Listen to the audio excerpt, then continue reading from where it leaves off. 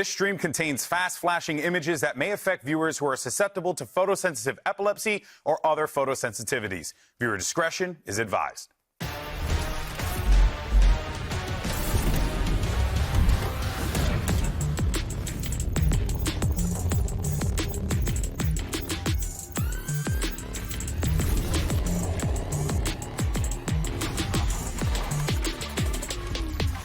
We started this tournament with 16 teams, and after a very eventful group stage, half of them have been eliminated from the competition, which means we're down to our top 8, and it is quite literally anyone's game. Hello everyone, and welcome to day 11 of VALORANT Champions, coming to you live from the COEX Atrium here in Seoul. I am your host, Yingsu, and on the desk today, I'm very, very excited to be with Kakuka. And Mimi, how was your break?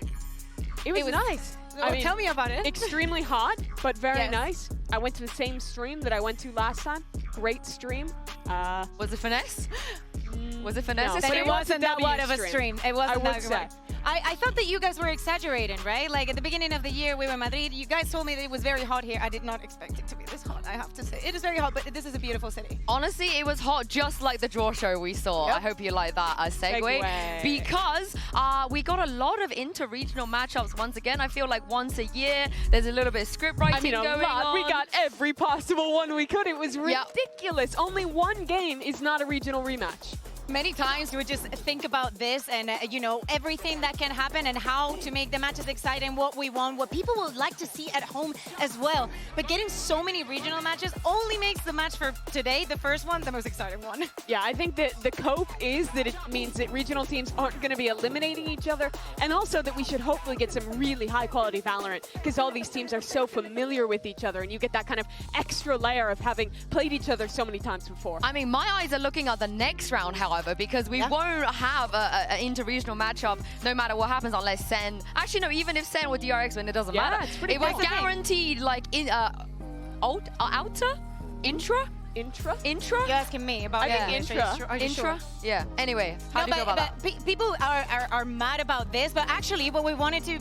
We didn't want one region sending the other team home, so we're actually winning. And it doesn't matter, because if you want to win, you have to win everything. So it is what it is. That is very true, and we have a great day coming up ahead. If we take a look even at the schedule here, Sentinels, they're going to be up first, and they are going up against DRX. And then Trace will be going up against EDG. I'm a little bit sad for Trace here, because I feel like they were my dark horse pick coming out of this. It would have been fun to see them go up against a team outside of CN. But I think this would be the moment for them to finally beat EDG in the partnership era. They've never done it before, but they're also playing better than they ever have before. And I think EDG is definitely a doable matchup, even if the history doesn't lend itself to them. Well, let's take a look at our watch party friends and how they did with their pick'ems powered by AWS, because my pick'ems are in the dumps. I did terribly coming into this, but shout out to Nate Shot. Kakuka, he's on top of the board. Jesus, 98 points. Not bad at all. I have to say, I'm in the top 5%. I don't know how many points I got, but things have been going crazy. I think that is what makes Champions so important and so impressive. Everybody has been wrong and everybody has been very little right. Things after the entire year that we've had are still very difficult to predict. Yeah, and there was no more difficult group stage to predict than this one. I mean, Trace making it out, the amount of upsets we had was absolutely wild. So the fact that we do still have some people up in the 90s of points is quite impressive. Yeah, and it's not too late as well if you guys at home want to get involved, even if you weren't involved at the group stage. Playoffs is here, so make sure you get your pick'ems in. But that brings us to today's MasterCard fan poll. We want to know, which matchup are you most excited for in the first round of playoffs? We've got SEN versus DRX, we've got Trace versus EDG. We mentioned those already, but we also have G2 taking on Leviathan, and of course Heretics versus Fnatic. Scan the QR code on screen. I think it's there. I'm just gonna, no, it's good enough here. for government one. I was somewhere there. I had it right the first time. To vote, of course, and we'll have the results in just a bit. And make sure you use the hashtags VALORANT Champions and VCT so we can feature you on the broadcast as well. Just tell us how you feel, you know, anything that you want to talk about with the broadcast. We got you. Which one are you guys most excited for? This one. This first one. It has to be, right? I think if we talk about form, if we talk about the rest of the year for both of the teams that we're about to see, it has to be. And the rest is just yes, there is revenge. There's a lot of story behind it, and it's a continuation about what we've seen in each of the regions. But this one has something special to it. The last hope of Korea versus the Sentinels on the run back after a rough year post-winning Madrid. I feel like there couldn't be better stories, and it should be a great match too. Yeah, and while you guys are home are casting your votes, let's see what the experts had to say. Two people who have definitely never ever been wrong about anything in their lives. Here's Bren and Saisha with bracketology. Somehow we actually did a decent job with the group stage, thanks to Safe and you trying to put Sentinels over Gen G. Not somehow, I just knew. Absolutely mad. Full belief. So we've ended here, and we're back for another bracketology, myself and Bren. Now, I'm going to work from this end, you're going to work from that end, and we'll meet in the middle. But okay. We've obviously got to start with the first one. Yeah. This is my responsibility. I think DRX have got the better map pool, but I think Sentinels' form recently You think you're giving Sentinels the win there? I'm giving Sentinels the win there. Okay, well, I'm going to have to force your hand. Give me a Sentinel sticker real quick. What are you because doing I'm with starting this? on this side, but what I want is that I'm going to go full narrative pilled. I'm full storyline pilled right now. I want a Sentinels lower bracket run, which means they have to start from here somehow, so you need to make Sentinels lose at some point. Unbelievable. Well, I also think that EDG are actually going to be able to beat Trace, and that might seem an upset based on what's happened so far at Champs, because Trace have been better, but EDG in China just owned Trace, so I feel like they've just got the read on them. Okay. Oh, it's my go. I forgot about that. Okay. Now I also want DRX in the finals too. Oh. So this is what I want. This is my dream matchup for the finals. That's what I want. This isn't even possible anymore. Yeah. I mean, we'll have to compromise in the middle. We'll have to wait. Yeah. You're gonna have to. Don't worry. We'll compromise. G2 playing against Leviathan. I'm going to go for G2 winning that one out. I think that G2 have got the advantage in that game. I don't think we've seen the best from Leviathan so far in this tournament. Yeah. They're going through. Okay. I mean, give me another Sentinel sticker because I'm just going to add them like down here through the lowers, I suppose. And I do want eventually at some point, I would like, you know, like a Fnatic matchup versus Sentinels. You're just putting random people in random places now. I can't even grasp the Sentinel sticker. I'm going to put that there. I think this will be a banger matchup to have. How am I going to get to that? All right. I think Team Heretics, even though Fnatic have beaten them recently 3-2 in the finals, Team Heretics overall in the course of the year have outperformed Fnatic, and they did at the event so far too, I would argue. So we've got Team Heretics going up against G2 here, and Fnatic down here with Leviathan as well. Okay. And yeah, even the board doesn't want it. Come on, Fnatic. This Stick. What? I'm just, my brain, it doesn't really know. So hold on, wait. We can get Fnatic through here. Listen, Fnatic will win this game, apparently, according to your bracket. Yes. Though they don't want to stay on the board. Yeah, they're pretty... Don't worry, I'll deal with Fnatic. They really want to drop out of the tournament for some reason. So that means then that they must be playing against Sentinels or... okay, Fnatic Sen have to happen here. It has to happen there. That has to happen there. Sen have to drop down in order to make your bracket a reality. We could have DRX win versus Sen here. You'll have to negotiate better than that. We've got 25 seconds. We don't have any time to do this anymore. I've got G2 winning against Team Heretics. Okay, G2 over Team Heretics, and then that means we've got Sen over... No, wait, because Sen are in the lowers, so that means EDG win versus Sen. Okay, apparently. What's going on here? Yeah, okay, and EDG then... versus Sen. How do one of them get up there? All right, DRX is going to drop down. But this is just now your bracket. No, you can do what you like. This is just... Okay, I mean, just give me more Sen stickers. I'm just going to put Sen everywhere. They win here. Team Heretics down here. Just, who else are we missing? What is going on down here? Who's this team? Who Fnatic won? Well? Who lost? Who's in the Team finals? Heretics have got to win that one. G2? We're running out of time. G2 in the finals? Then who's down here? EDG? Perfect bracket. No, it's not a perfect bracket. I didn't want any part of this. Well, Bren and Saisha, they got all their hopes on Sen City. So let's talk about that. Will they be right about bracketology for once? Because, as you guys know, not often they are. But in terms of Sentinels, there's a reason why everybody's really hyped about them, Mimi, and it's legit. I mean, this Gen G game was ridiculous that they not only beat the tournament favorite, but did it with not even allowing them to make it to double digits in either game. And now they've made it into playoffs and have a chance to knock the only other Korean team left in this tournament down to the lower brackets. For a team that is so loved, they have a chance to go on their absolute villain arc here against the home teams. And think about them before they even came to the tournament. They barely make it to playoffs. They don't win a map there. They're just waiting. Thanks to the points and the performance that they had at the beginning of the year, they managed to get here, and they're placed in that group of death. Honestly, justice for FPX. At some point, we're going to get it. But getting that first match against, yes, the team that you got the trophy off from in Madrid, it was amazing. What a beginning of the year. But for the rest of the planet, Gen G was the team to beat time and time again. And even though they didn't get the win the first time, and they looked shaky, they were throwing advantage. A lot of things were going wrong. The resurgence that they had, especially on this last map, on this icebox that they played against Gen G, was phenomenal. The team play was absolutely on point throughout this one. I think they fixed their spacing, their trading, a lot of the fundamental issues they were showing earlier in the tournament. And on top of that, their read on Gen G was just on point. I think all of those aforementioned pistol rounds had really strong plans, specifically against what Gen G was doing. And in the mid round, they were throwing a lot of these small fakes that were really throwing off Gen G's game plan. This was the perfect game, I think, to get fans to believe in this team again and bounce back, because they played some damn good Valorant there and are now looking like a really dangerous team here in playoffs. This is the thing, though. Everybody expected Gen G to beat them. Is there anywhere else left in this playoffs bracket you feel like could take down Sentinels?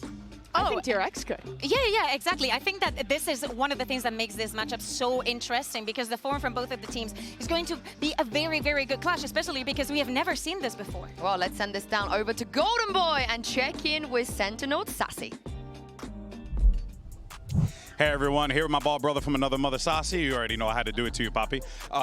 First things first, man. You guys have already sent home one Pacific team, a prolific team in Gen G. Now you're in an opportunity here to maybe even send DRX to the lower bracket. How does Sentinels maintain this level of consistency? Because you guys are just frying right now. I think, honestly, the most important win it was against FPX. You know, gave us pretty good confidence to come into against Gen G. And, you know, we got the win. It's good. And we got to playoffs, but I think it's just the beginning. Yeah, was that just pure confidence builder for you there? Honestly, yeah, it was like a more mentality difference. So, yeah, we were pretty confident against Gen G. Makes sense, makes sense. Now, you're in a position here to be one of the first people to ever lift two Champions trophies over your head. Does that weigh on you at all as you get ready for these matches throughout the competition? Honestly, brother, I don't even think about it. I'm just like going with the flow, you know? I think the results always consequence of our work, our preparation, so it's been going good so far, but who knows, we'll see today. Okay, if there's one thing you're going to the flow has been working pretty good for you, my man. All right, back to you guys. There is a reason why Sacy could be the one to do that twice here, but also just individually, Kakuka, he's on LAN form. Oh yeah, completely. I was talking and mentioning that Icebox game, and one of the reasons why they managed to get that win under their belts was because of Sacy. We know that the experience is on his side, that the calls are extremely clean, but the level that he's showcasing right now here, it's probably going to take Sen very, very far into the tournament. When he played his first game at this event and Sentinels ended up losing, I felt like his form was being wasted, because he shows up to these Champions tournaments and seems to step up. His stats significantly better when he's playing at Champions. Of course, the last time he went on a run at one of these events, lifted that trophy. Now only one of 3 players that can do that. But as you heard in that interview, it doesn't really weigh on him. I think he takes much more of a role as the veteran for this team, building up the younger players. They've had a tough year, and you need a player like that who has that experience through the highs and lows that a team like Loud did, to be able to kind of keep everyone in it and find their form again when it matters most. How crazy the context is that we can say Sen has had a difficult year when they won Masters 1, right? But you are right, like the rest of it, there's so many things that have been going up and down that everything comes into consideration. I mean, speaking of the year, Mimi, tell me how it started in the offseason. Yeah, I mean, it's been since the beginning for this Sentinel squad, where they started off by being the team who is so prolific in that offseason, right? Playing more events than mostly anyone else in North America, including here in Korea, where they won the Africa TV tournament. And I think that's when people first got excited for this team. But it was a very different start for DRX. Their roster wasn't built up at this point. They still had that DRX team that people knew and loved from the past. They lost in this tournament. But then through the early stages of Pacific, they made the biggest change in really the history of this squad, picking up 3 new rookie players who were unproven at this level and pushing them to then kind of come back at the final hour and make it to Champions and find a form that can compete with the Sentinels, who crushed that old DRX roster. So in the grand scheme of things, you can say Sentinels has played against DRX, but it was a very different than one. As Mimi's saying, this was the beginning of the Sentinels that we're saying, but it was the end of the previous DRX before those changes were made, and especially of how different the years have been for both of the teams. I mean, mean, of course, there's one guy that's always been there. It's TenZ, and let's hear from him in this Omen player moment.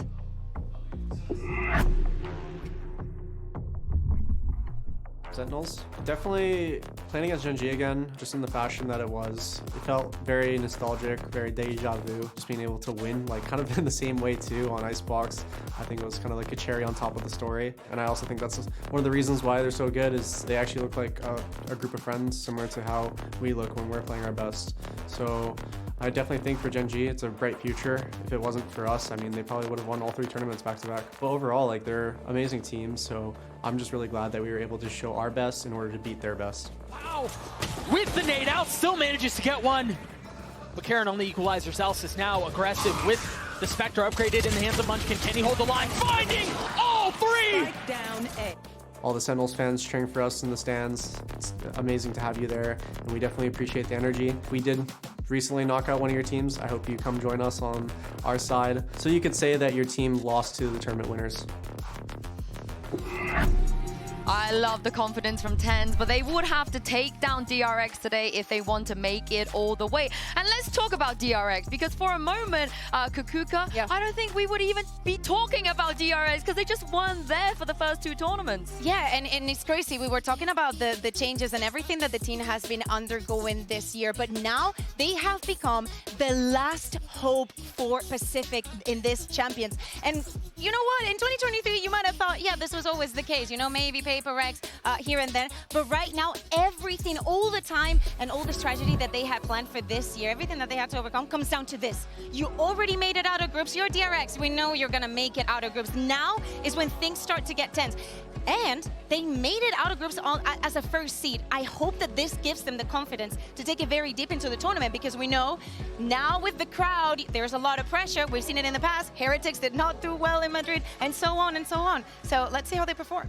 And as that last hometown team, I think people were rightfully worried after seeing their first game against Crew. They came out, map 1 of that series, and they looked so shaky. The nerves were getting to the players. They talked in interviews about how some of the rookies were almost freezing up on stage, barely even realizing it. But since that map, they have won 4 straight, including an upset over Fnatic, where they played, honestly, some incredible Valorant. I think right now, they are looking like maybe the best Abyss team at this event. The multitude of looks they have, especially on their defense, to get aggressive in mid, the form that Buzz is in. This is a team who came out of nowhere and has suddenly become a real contender to win Champions. And that's the crazy thing. You do all of that to make it out of groups. You're the #1 seed, and you got to play Sentinels round 1.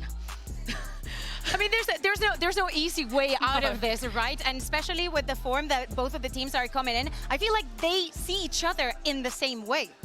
I mean, if this was the... I mean, I know Bren and Saisha have said it, but for me, Mimi, if this ends up being the grand finals, if we get a rematch of this matchup, it wouldn't surprise me. It would be an excellent match to watch. I mean, this DRX team, I think, strategically as well, have a lot of similarities to Sentinels. I think one of their biggest strengths is their defensive side protocols. When they play Flood Retake, they look really good together. I think they have a variety of different looks for aggression and taking map control early. They're a team with a lot of depth, but also some incredible highlight players. Yeah, and one of those players is standing by right now. Here's Buzz with Golden Boy. Hey, I'm here with Buzz from DRX. How you doing, buddy? And we got a little crowd behind us, too. All right, first things first, man. You guys are coming into this as the lone Pacific team. Is there any pressure for DRX to step up today?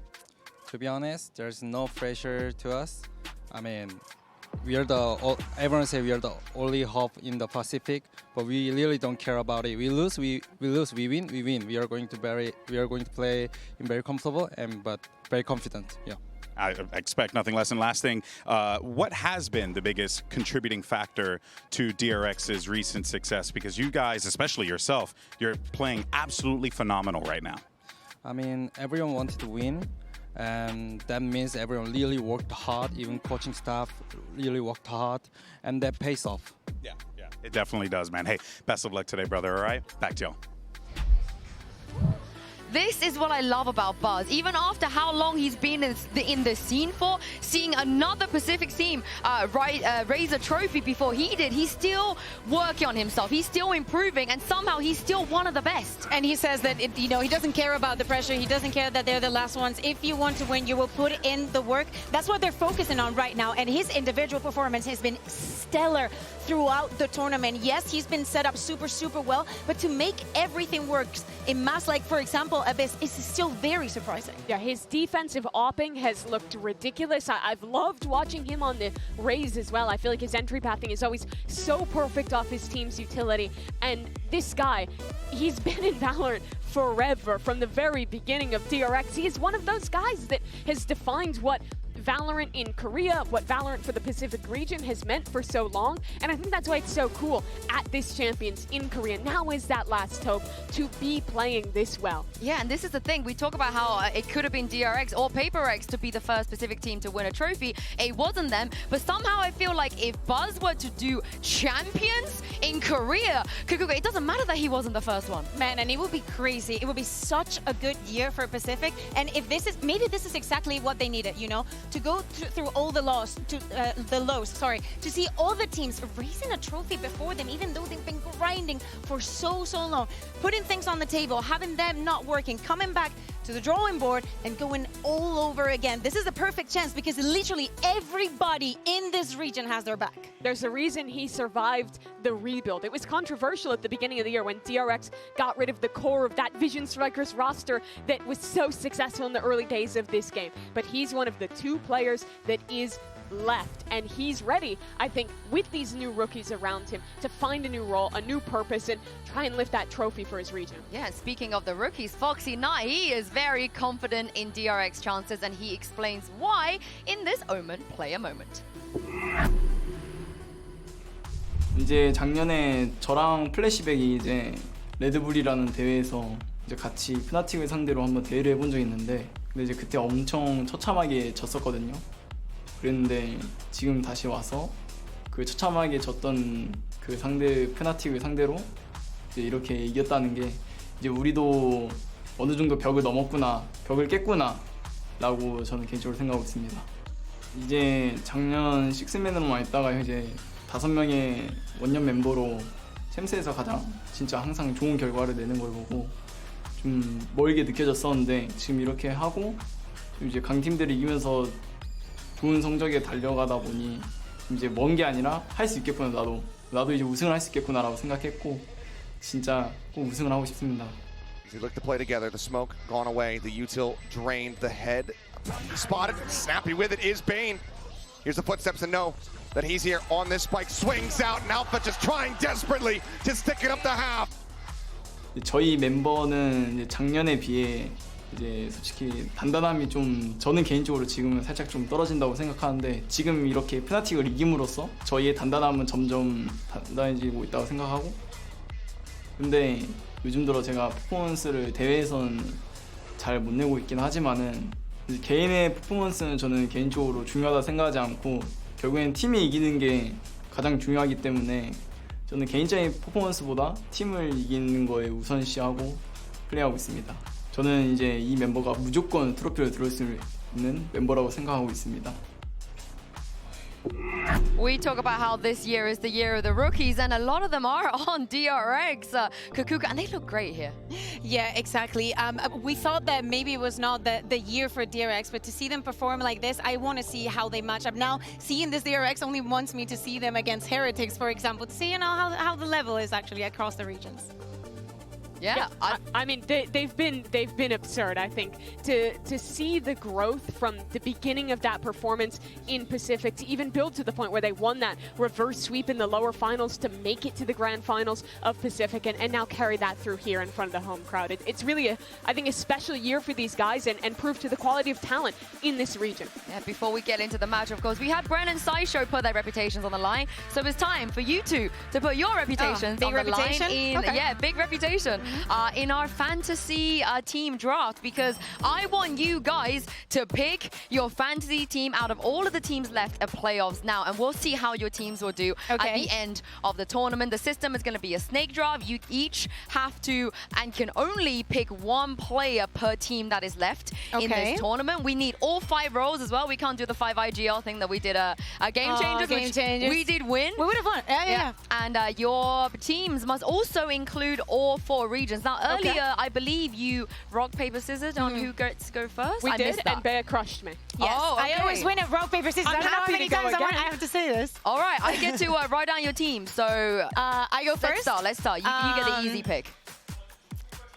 I need to think what she's going to go for. I'm going to go Smoggy. Smoggy right off the bat? You thought she was going to need a close player. You don't know what I'm going to do with my team. All right, okay. Good choice. I'll pick Buzz. Oh. He's been so good. Only one Pacific team. Got to grab him. Okay, that means... You know what? He was on my list for sure. All right, DRX and EDG off the table. Okay. I'm going to take... You know what? I'm going to take Leaf. Ooh, okay. Take Leaf. I'm going to be honest. That was one I wanted. Oh, wait, hold up. No, we're doing snake draft, so you actually go next. Oh, I'm so sorry. But I assume you're not They're gonna... already trying to cheat. That's I'm so crazy. sorry. Well, actually, you didn't explain what a snake draft is, and I didn't know, so I'm going to pick Valen. That's what I would have done, too. Valen wasn't he's the my table. goat. I knew. Valen is in Mimi's draft. All right.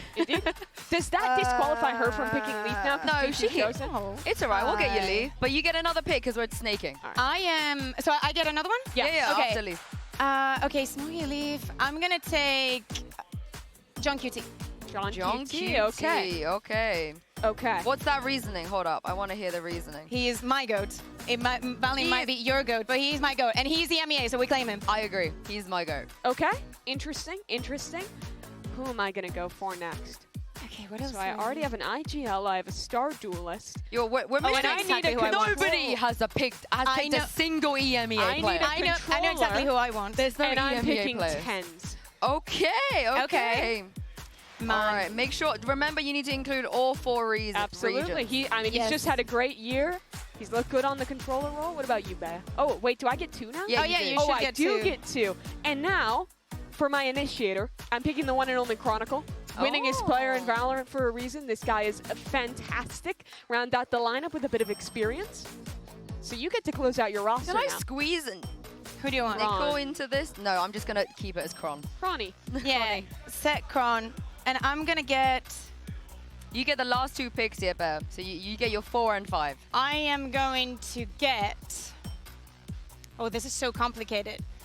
Because I want to get Rians. I'm going to get Rians. Okay. Anyone else? You got one more pick? Oh my god. I want a bus, but you know what? I'm going to take Flashback. Flashback? Yeah, why not? Nice, okay. So I need a CN player now, correct? Yep, that's your only region that's missing. If only you didn't have a correct duelist. If only nobody picked Kong Kong. I just said Kong Kong did not get chosen. He's gone. Who do I want? I was gonna say Luo King, but then I'd have 3 controllers on my team, and I don't want to. You never know what the meta holds. I think that's true. It's time to BNK all over them. EDG. Time to BNK. All right. Okay, Meme. I'm gonna have to rush you here. Give me a name. A name. Oh God, my mind is. From CN. Give me a name. I'm gonna pick the one and only. Yep. Waiting. You have 9 players to pick from. Okay. I'm just gonna do it. Okay. He's been so good this tournament. Are my rolls a little messed up? The fact that Kong didn't fake it, it's so good. Yes. I'm gonna even put the 1 in there for Luo King, you know, just out of amazing. respect. Just out of respect. All right, you guys make sure at home to keep your eyes on both of these fantasy teams, and we'll check in at the end of the tournament and see how that did. But for now, let's take a look at the MasterCard fan poll. We asked you guys which first round playoff match you're most excited for, and you guys have unanimously voted for SEN versus DRX. And they are right, right, Mimi? Yeah, that's the correct answer. There's always a correct answer in these fan polls. Good job, guys. You're wise.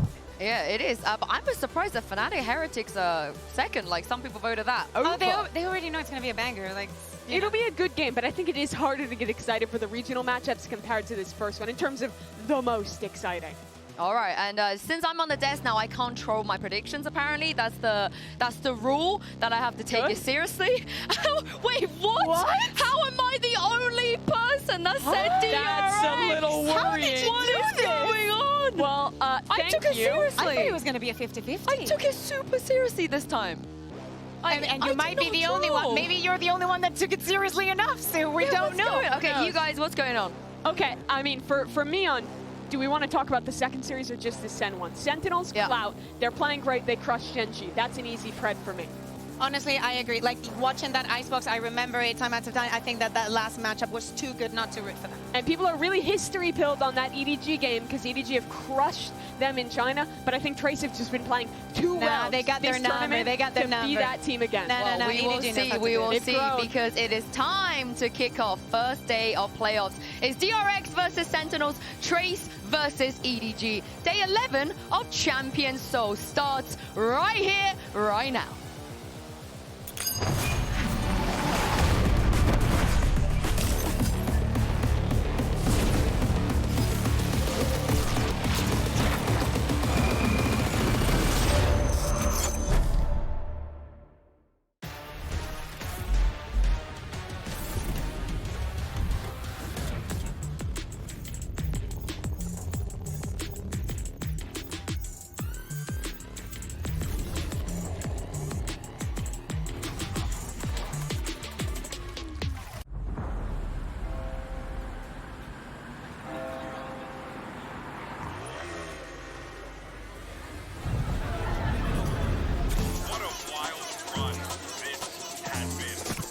upset this Champions is insane. 现在只剩下8支队伍 DRX. 여기까지 오는데 꽤 시간은 많이 걸렸겠지만 돌아가는 데는 시간이 꽤 걸리지 않을 것입니다. Sentinels. The harder the challenge, the higher the stakes, the harder I have to try. T. 接下来我们会用每一场的比赛来证明我们的实力。G2. You guys got more work to do than us. The VALORANT. We're going in with maximum confidence. Heretics. If we are having a good day, good luck. Fnatic. The road was a little bit bumpy, but we tore through it. 在最后还有我们 EDG， 总会有一个人做好准备，那一定会是我。所有队伍都会战至最后一刻，捧起最后的冠军奖杯。我觉得 T 玩的像一个欧洲队伍，但是他们有一点中国的特色在里边。但是我们是冠军。Walking towards the trip. I've been decent so far. Under pressure, but you wouldn't think it. The way that he's playing. 今天跟利维坦打完了之后，我就迫不及待的想跟其他队伍的决斗位碰一碰。我觉得现在的赛事里面，没有选手的自信强过康康。来吧 ，T， 向我们展示一下你们在世界上的进步吧，看你们已经进8强了，我们来碰碰。Locky and Munchkin doing their best to keep this thing up, to keep it competitive. Every single member crumbling. Tonight, Seoul burns red. Sentinels survive. I love my current team, and Sentinels is also a family in itself. Being able to play with a group of people that I really enjoy playing with is just amazing to me. We beat Gen.G, everyone has to buy the Sen bundle. Okay. The underdogs again. Yeah, that's true. 4th seed. Yeah, Champs might be another absolute cinema. The original kings of Korea do what Gen.G could not, and they punch their ticket into the playoffs. 이제 작년 식스맨으로만 있다가 이제 5명의 원년 멤버로 챔스에서 가장 진짜 항상 좋은 결과를 내는 걸 보고 좀 멀게 느껴졌었는데 지금 이렇게 하고 좀 이제 강팀들을 이기면서 좋은 성적에 달려가다 보니 좀 이제 먼 게 아니라 할 수 있겠구나 나도 이제 우승을 할 수 있겠구나라고 생각했고 진짜 꼭 우승을 하고 싶습니다. The last hope of Pacific, the last Korean team in this tournament, heading into playoffs. It's a lot of pressure on those guys. 한국에서 이제 오직 한 팀, 젠지만 강하다고 생각하신 분들은 정말 잘못된 생각이고 저희가 모두가 컨디션이 최상이라면 이 세계에 있는 어떤 팀이 와도 절대 저희 팀을 이길 수 없습니다.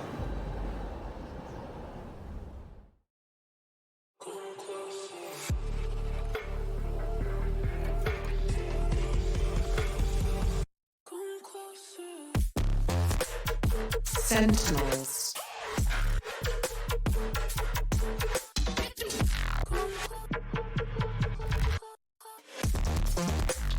DRX.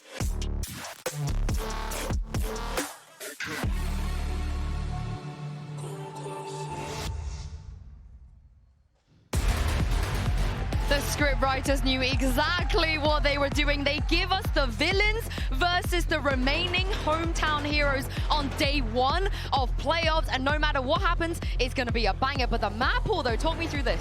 This one's pretty interesting. We're seeing Sentinels start on Sunset, a map that was so strong for them early in this year, dominant in kickoff, dominant in Madrid, but that they've mostly shelved, only showing it once in stage 2, not yet here at Champions either. So I think the big question is, will they go back to that same Breach Gecko comp to kind of set the meta, or do they have something new? I think it's so interesting coming into playoffs. We're not going to see the Abyss. It's still that second ban, but DRX is not going to take it. They've shown what they can do in the map. They know that the preparation that they did for Gen G, they do not want to be next. So Haven's going to be the second one. I agree with you. Like, I'm very excited, and I think that most of this matchup is going to be decided on the Sunset. Is Sentinels going to repeat that situation where they win all the pistols, they convert the bonus, they start so strong, they have all the reads. It's almost impossible with how little showings we've had so late. Sure, I do think it'll be tough to do that again. I think what they did against Gen G was a lot of specific prep, but the form they have, the confidence coming off that win, those things will definitely carry through into this matchup. And for me, I think that Haven is kind of a flip in this pool. Yeah. Both these teams are playing the same comp. I think they both play a really similar style. Defense, but retake heavy with some ideas for kind of early fights with that Breach Sova into lobby. A lot of really slow, good mid-rounding on their attack side. I can't pick out a clear favorite there. So I think a lot comes down to this Sunset and what Sentinels have to show on a map that they've not played in quite a while. Well, let's take a look at the agent select, and my goodness, they've done some prep with Aaron. Yeah, Sacy's going to be moving on to the Fade, just moving away from that. Gecko second is going to be going on the Neon. I mean, I don't think that I hate it. No, I really like this. I think the Neon looks have looked good on defense. They dominate extremity control really hard. Having that extra stun can provide a lot of value, and the fast rotates too are good. The biggest thing you're giving up is those shock darts from the Sova, so dealing with that Cypher can be a little bit harder without that agent. Well, thank you very much, you two. It's time to toss it over to the two people, like I said, are never wrong about anything. Here's Bren and Sideshow. Yep, the famous caster pair, Omniscience. Yeah. Blessed of it. Yeah, this is a matchup here, though, Josh. Listen, DRX versus Sentinels, you think of two historic orgs, right? I think of a VCT's history, and despite that fact, they've only played each other once. And it wasn't even in VCT, it was in an off-season tournament earlier on in 2023, towards the tail end of the year, and it's the tournament that really kick-started this year off for Sentinels. It's what really formed this consistent roster. It got them stable in terms of the players that they actually wanted to field, and coincidentally as well, it also got them on that run heading into Madrid. And now we get to watch them clash as our opening game of playoffs. They're up here playing in the big leagues. And look at this to set up the pistol round, a 4-player defensive stack coming through to defend B main. They've read this perfectly. The hard read by Sentinels. Holding their ground as well. It's going to be util used. Pound for pound here, bar for bar. Almost shots are fired. Aftershock for aftershock. The blind. It was good towards the back of the pillar, but it just can't quite disjoint these players still. DRX. Claim the day here. Claim the round. Opening pistol round in their hands. And that threw a great read for Sentinels of what was going to happen. Sen won every pistol, every bonus against Gen G, and here looked like they were set up to be able to succeed. Those flashes that came through, though, from Foxy9 and Mako completely ruined what Sentinels were going for. Sen needed a bit more of a spread-out position so they didn't all get hit by every piece of utility, and yet the dump worked perfectly for the Korean team. Get off onto a much better start than Gen G did in the same spot, and we are going to be making those comparisons regularly, because how could you not? Number 1 versus number 2 Pacific team, our two Korean teams playing on home turf. Sen's already taken one of them down. But you might think Gen G were the harder of the two. That is extremely debatable. It's still up for debate, right? I mean, DRX, I think, have shown a very, very deep map pool. Even in the lead up to playoffs, the player form as well individually. It's been looking large and in charge. And I think that this is a team now that has that responsibility of being the sole representatives of Pacific in the playoffs. Not just that, but also the sole Korean team with Gen.G out. Just outcomes that I think most people were not anticipating at all heading into champs. TenZ said in an interview earlier today that he hoped a lot of the Gen.G fans were going to hop on board with SEN because, you know, you want to lose to the tournament winners. You want to become our fans so that Gen.G didn't just get knocked out by a bad team. I don't think there's much chance of a lot of the Pacific fans hopping on board with SEN over DRX, considering the position that they're in. Korean team, last Pacific squad. Surely they're just going to snowball and pick up fans from those other teams as it goes. You have to imagine. They found themselves in a really easy post plan here. Sentinels went for the gamble stack over towards A, and now just looking to do some economic damage as flashback holds. He's going to get overwhelmed though. Sheer amount of utility. Luckily, teammates happy to bail him out. Up and over the shoulder. They know that Zekken is tucked up deep. Yes, they do. Aftershock is committed by Celsius just for the kill towards the end here, but it won't be oust. Garnered off the back of it. No real guns either. At least the Bulldog. Celsius keeping it in his hands, but he might just go down anyway. Yes, he will. Choose to go down with the Bulldog there because you'd rather have the Vandal or the Phantom into the next. It makes a lot of sense. DRX not chaining up towards any massive ultimates to get online, but there is a possibility that they might be able to get something like the Neural Theft out for this next round. This is where the danger can certainly start to happen. It was remarkable the way that Sentinels won all of those pistols in the game against Gen.G, because historically this year, that's actually been a big weakness for Sen. They've been one of the worst teams in terms of the crop we have here at Champs, of winning those pistols. So this is still familiar territory. Their job now is to make sure the DRX don't snowball. They look to do just that. It's the same old game plan so far from DRX. They get easy access over towards B main. I love that idea, though. They're hoping to see if anybody was playing aggressive in B-main and catch them with that recon dart. Mac just holding, but he might have missed his timing as well. Peeks from the top section of mid. Meanwhile, it's going to come through. Players towards the back of the site as Kill Trip set up to try and potentially play off. This is just a bit of raw spam. In play through the cage. Celsius pressing the advantage and somehow walks away with the 3. Flashback. Sole survivor. A minute left into the round. 5 bullets. TenZ is holding for the peak at just the right time, so... Was Bane reloading? Was he blind? How on earth did Celsius swing into a crossfire there and somehow make it out unscathed? That's kind of ridiculous. It's put him actually ahead of the breach on the other side, Foxy9. Look at this, he's in. Okay, it was a reload. Just looking at it in the replay there, Bane is stuck in the reload animation and can't punish. He just has to watch in horror as Celsius swings through the front sight. Yeah, very. I mean, that could have easily gone wrong. Right there. Watch these B main hits, though, because last time we saw them do this same kind of idea, but it was followed up with a recon dart, this same recon that's landing on front pillar. Now, there's a meta that revolves around B main where you put the trip down, someone breaks the trip, and so often there's people contesting front B main on the defense. And that play is designed to push you back as a defender, get you holding right from the start to give up B main.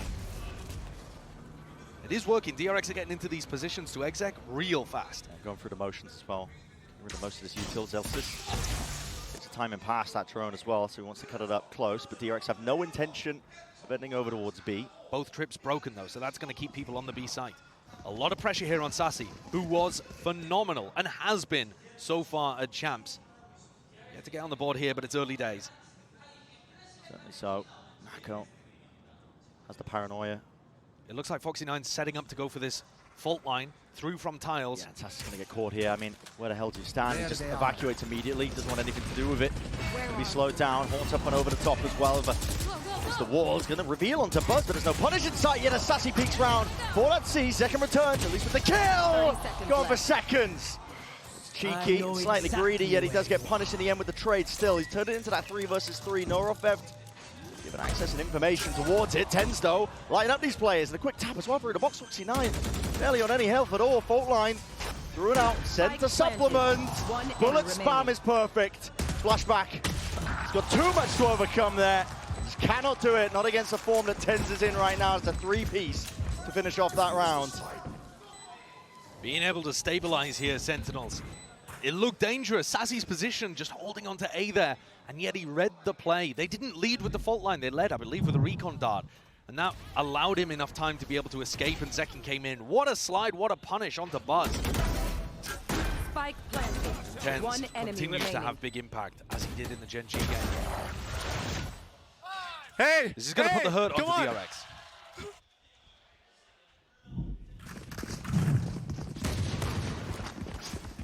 Certainly is going to be knocking their economy at least down. Sheriff's and Bucky in play here, so taking a step back. Sentinels spilling that blood in the water. You can see Zekken's just going to opt into the Outlaw as well.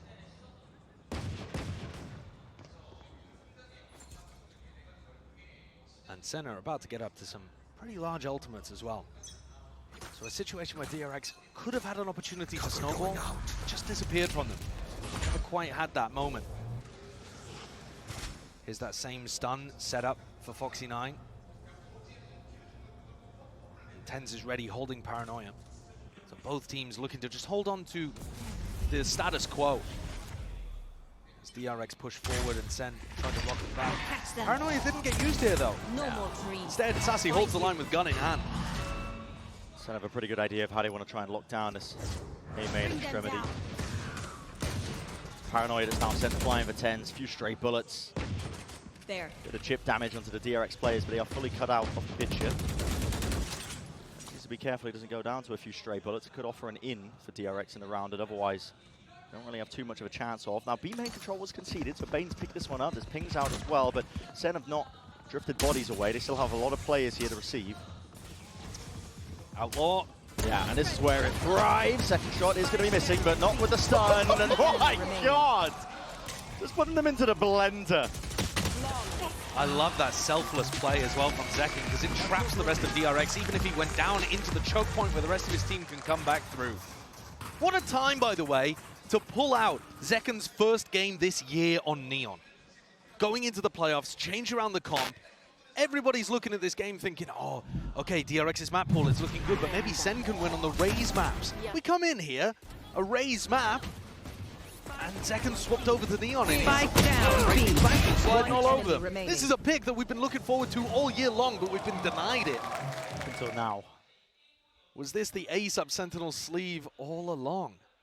First match of playoffs as well. These are both teams, you know, they're going to want to be putting their best foot forward, I think, to try and get that early lead. You can argue that they might be in, quote-unquote, the easier side of the bracket, I suppose. If you look at the opponents that they might be going up against, like Trace and EDG, the potential winners of that matchup.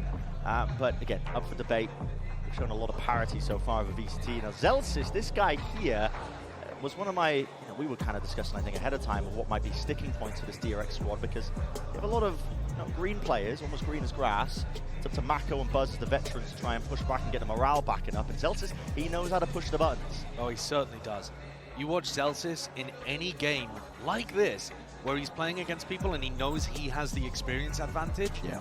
He loves to press on the wounds. Any kind of gap that opens up, he's going to try to wedge that bigger and bigger. By taking liberties, by pushing players, spraying in their faces and trying to wide swing onto them, all sorts of little tricks he'll pull out to try to win the mental game. Yeah. As they did when they lifted their trophy this year in Madrid, by kind of booming Gen G's mental on Icebox. This is the point where DRX need to rally, and SEN are hitting them, trying to hit him with a haymaker early on. Yeah, that's a nice little fast play into mid, just in case there was one player catching the contact. They break most of the util. They don't hold on to the space. They're happy to concede it, give it up, back away for now. Ideally, this is a round where you want to be fighting before Foxy9 can pick up an ult orb and get into position to use that Rolling Thunder too. So I think that's another reason why it's a great timing to go for an early play like that. Just didn't find anybody. So now it kind of becomes the game of, is Foxy9 allowed to get this ult orb in B main? Which it looks like it's going to be uncontested. And then how does SEN play around it? You've got to make it feel like you're on site. You can't just play fully off-site. Teams are too good at that kind of stuff. They're just going to walk in. So you still got to apply a little bit of pressure while not getting caught. Shotgun's going to go flying just in case. They're not even going for the ult orb. No. High ground angle. TenZ, he's played up here before, and Buzz is all too aware. Stun rattles his way forward. Seconds blinded though, and he will have to give that one up. Can't offer himself up to take the fight into the 1v1. Foxy9 with a plant. No pushback from it, and now he's earned the ult into the post. It's a Nightfall going to be used to try and combine their might, but a Rolling Thunder, pound for pound, to push them back once more, and a flank occurring from behind. Flashback, unaccounted for. Second though, straight back in, and the supplement utility is just perfect, just missing. Foxy9 alive for now, and a 1v2. Can't isolate the fight properly. Sacy able to beam him down, Phantom in hand, keeping that form flowing from the prior matches that he's played so far at Champs. So DRX's idea there was that they were going to get into sight and use the plant to get that Rolling Thunder online, not give SEN as many cues as to where they were on the map and where they were going to be hitting with it. It's even a nice opener to catch TenZ on a high ground position that he normally plays. And yet, SEN are ahead of the game when it comes to ults. As soon as that Rolling Thunder came out, there's a Nightfall, there's their own Rolling Thunder in response, and they collapse, utilizing that pace that the Neon gives you to be able to scale up onto site really quickly. Sentinels are one of the leading teams in terms of retake success. Pretty good at that regard, and I think the Neon, like you said, I mean, just the amount of util that they've got, you can see how Zelsis was helping Zeki get into the site. Playing off of all that high tempo, the fact that you can just get straight up in there. And headset off, you know what that means? He just wanted to take a break, his ears were worried. Is that what that means? Sure. It looks like we've got a bit of a tech pause. Presumably some kind of audio problem. Yeah. But all right. What on earth? What is happening here? He's trying to polish Sacy's head. Listen, as a fellow bald guy, I know this bit. Yeah? I know this bit. And Sacy's not giving him anything. Dude, Sacy's looking like a fresh bowling ball today, though, isn't he? He's got shine out there. He doesn't need it. Bald recognizes bald. I've seen yeah. I'll be there with you soon. Don't worry. Yeah. We have an audience that a large amount of them are likely to go bald at some point in their life. You could laugh it up while you're out there. But yeah, but it is about 10 years on from them. Yeah, absolutely. They've got a lot of time. They can laugh. Yeah. Enjoy your hairlines while you have them. No need to zoom in on TenZ. I mean, that guy's got a great hairline. Yeah. We've got a little tech pause here, though, but I think this is going to be a particularly bad time for DRX. Yeah. I know, obviously, this hasn't been done intentionally, but DRX are just left in this spot to stew on the fact that they have now let 4 in a row go the way of SEN. And especially when you see, like, the way that Foxy9 was taking that 1v2, for example, and his aim is all over the place, to be honest. Anticipating that players would be out, like the crosshair placement ever so slightly off. Yeah, and just the aim itself and like the mouse control was a little wonky, to be honest. What we were talking about, maybe the nerves playing a factor, because this is, you know, despite the fact that you've seen the name DRX at multiple events before, it's a very different roster this year that's turned up to the final international event of the year. You've got essentially the team being led by Mako, Buzz, being pushed into this position as the veterans who have to really pull up the morale when it gets knocked down, which we've seen evidence of. Their opening match for DRX, they got knocked down. That's wishful thinking. I mean, we might see one. We might see it. We absolutely could see it. I didn't mean to slander it. It's cool as well to see the interplay between the rookie players and the veterans on their own team, but also on Sentinels. Yeah. Foxy9 looking up to TenZ over the course of his whole career. That's right. Because TenZ has been in the game for such a long time, and he was an icon of early VALORANT. If anything, he's probably only got more popular as time's gone on. Right. But he was much more popular than any other pro at the beginning of the game, and it wasn't close. And so people like Foxy9, who weren't around at the start of the game, idolize this guy for all that he's been able to achieve. Yeah, you're 100% right. I mean, Foxy9 looked up to him. They have a very wholesome interaction that always occurs as well if they do cross paths. Okay, and I'm taking a look. We're back in the game here, round 7, and Sentinels are 4-stacking over towards A to start this off. You'd be forgiven for thinking that that's the team on the eco taking a gamble, but it's not at all. It's a kill trip setup towards the back of the site, John QT. A very passive Very kill trip passive, setup. so he's holding for aggression. But B main control, given up, turned over towards Bane. He's going to try and hold on to that space while the rest of his team looks for picks, looks for opportunities out through mid. If this cam gets broken, John is going to struggle massively to maintain info in this area. The ult offloaded. Buzz is going to use the overdrive to try and barrel his way in to the side again. We know John can't even play off these trips. To the back now, that's a Hunter's Fury to supplement. Tripped up though, caught up. Buzz deals with it nicely, and have given up full control towards the back of the site. Sentinels. Open space here, but now they want to try and make this retake happen through the market area. This is going to put the pressure on the Mako. Paranoia and the stun. It's all perfect. Alternating the lanes up. Buzz is going to have to play up into their face with the right click. going to be rewarded, but not enough for the second kill. Zelsis, a stave off Foxy9 in through the back of the site, up and over as well. Too many targets to overcome, yet still, Foxy9 does himself another one.